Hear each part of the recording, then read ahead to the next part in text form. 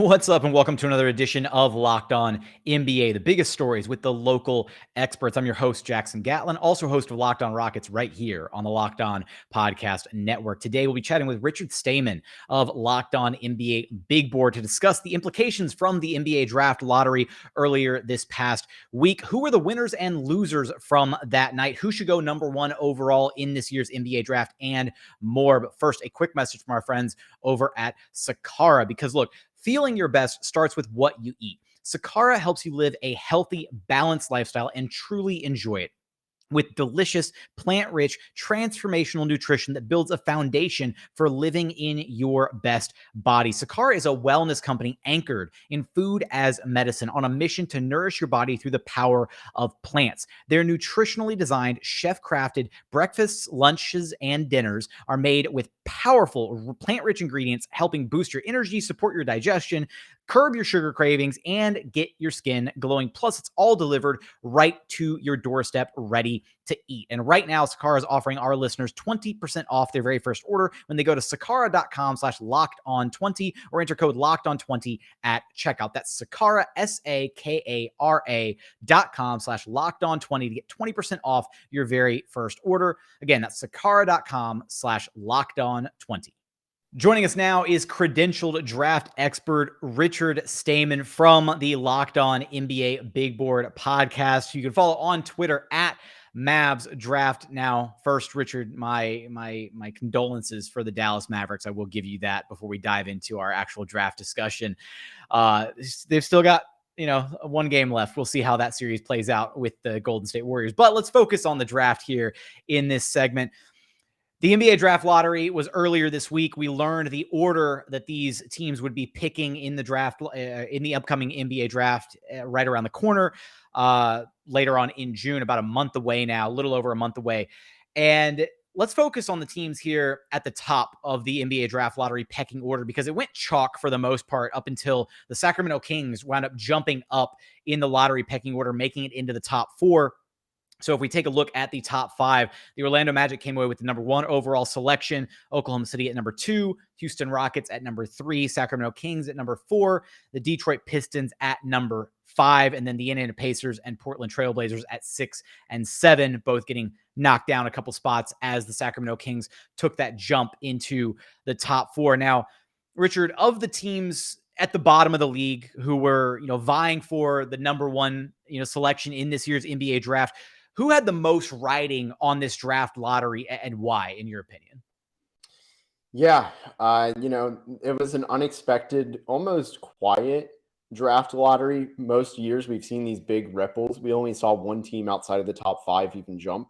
Seems pretty unexpected. For the last few years, we've heard tanking is fixed, and this year really kind of almost went chalk to an extent, unless you're really the Detroit Pistons, who they were the team that fell to. Houston also fell to, but to a lesser degree. But you look at what Oklahoma City did. A lot of people forgot they have the SGA pick from the Clippers, who did not make the playoffs.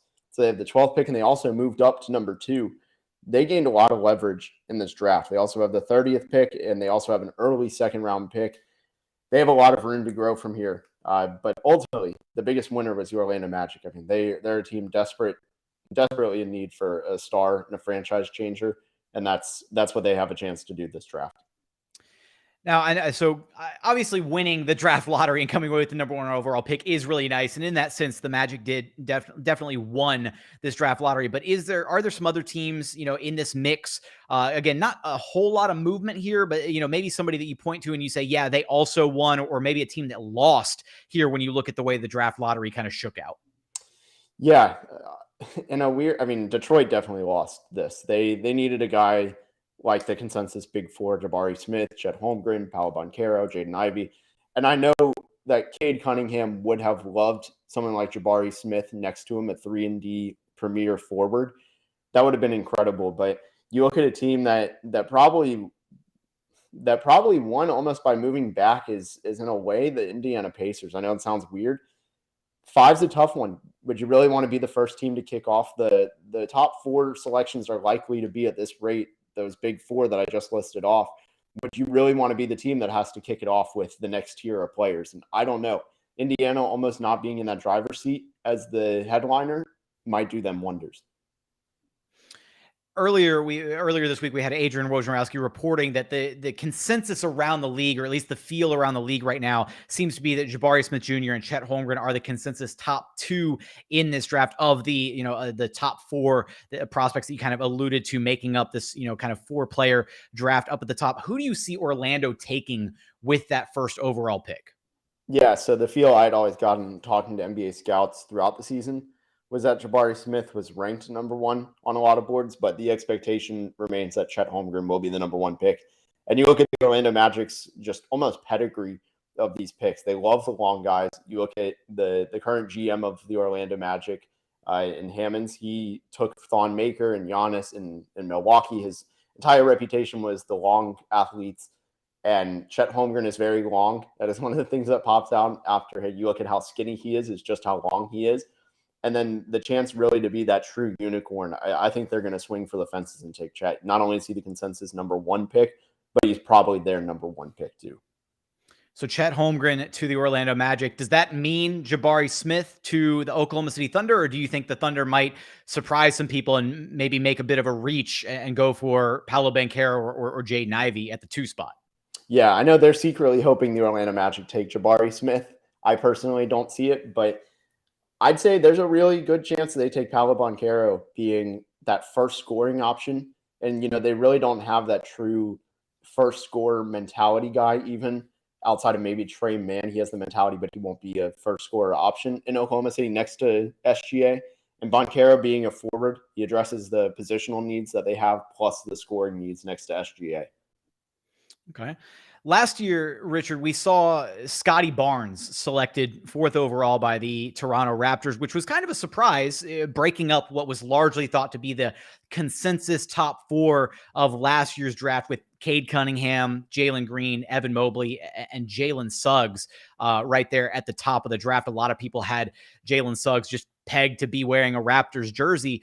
Who has the chance to be this year's version of that Scotty Barnes selection in terms of going higher than projected? And the extension of that question is, which team do you think you could see be poised to maybe make a reach at where they're, selecting at the top of this year's draft? Yeah, I think the answer of a player is Shaedon Sharpe. He's a mystery. He's a great athlete, 6'6", 7-foot wingspan, rumored 49-inch vertical, which if he had participated in that in the combine, would have been the highest ever. So freak athlete, raw project, number 1 recruit before he reclassified into Kentucky and putting himself into this draft. There's a real chance that someone takes a reach on him. Now, whenever you talk about draft reaches, it starts with one team, and it's the team this year picking number 4, and it's the Sacramento Kings. I think I'm not trying to necessarily pick on them, but they do have a proven history of doing that. And I think the Sacramento Kings are really the team that might make a splash. They're in a weird position, especially if the 3 front court players, Chet Holmgren, Paolo Banchero, and Jabari Smith, go in front. They have no business taking Jaden Ivey with their current core. Shaedon Sharpe is a swing for the fences. You could be getting a guy who, in theory, could have been in play for number 1 next year, and you get him in number 4. It's a good swing for the fences. Are the Kings find themselves in this funny position, right, where they jumped up in the lottery, but they jumped up to the lowest spot at number 4. Like, they got some luck and some favor from the NBA draft gods, and then it just kind of turned around on them to put them in this precarious position where do you take a Jaden Ivey at 4 if you're the Kings, if the 3 bigs are off the board? And then how do you even factor that in with De'Aaron Fox? Like, what, how awkward of a position are the Kings here with this number 4 overall selection? Well, it's even more awkward because of the trade they made, trading Tyrese Halliburton away for Sabonis, given a lot of people thought he was the best player on the team, but also, the best guard of the 3 they've drafted in Davion Mitchell, De'Aaron Fox, and Halliburton. So look, if you said, oh, no, we have to choose between these 3 and we have to cut one and we chose Halliburton, and then to right away just counter that and say, hey, we're taking Jaden Ivey actually. So I think it'd be a really look. That's why I think somebody this year on X5, and I think Jaden Ivey's the prime candidate.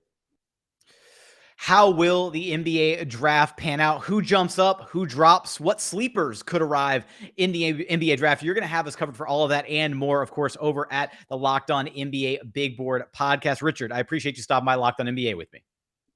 Thank you for having me.